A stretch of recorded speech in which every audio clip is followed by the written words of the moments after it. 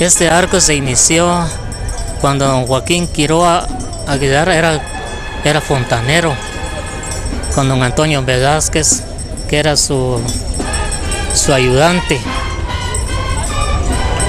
Ay, se me van los nombres. Don Herminio Girón Pérez hacía de acuerdo para este arco, porque había que hacer.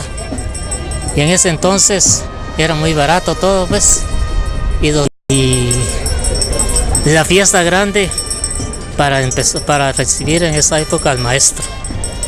También recordemos que todo lo que se ve en Semana Santa se puede hacer aquí también en un cuarto viernes.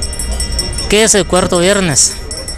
Es el cuarto paso, los pasos de Jesús en el Vía Crucis, con la cruz a cuestas, hasta la montaña donde fue crucificado.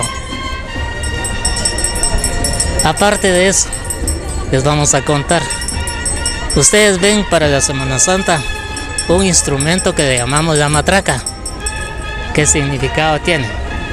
Cuenta la historia que Herodes, siendo gobernador, ordenó a todos sus sirvientes para que cuando capturaran a Jesús sonaran todas las campanas de las parroquias. Y ahí sí hicieron.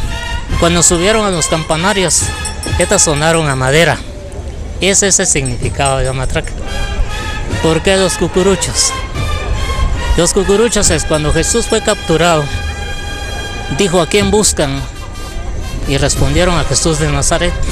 Soy yo, responde Jesús. Llévenme a mí, pero dejen que se vayan ellos. La gente que seguía a Jesús cubrió su rostro y caminó para que no fueran capturados.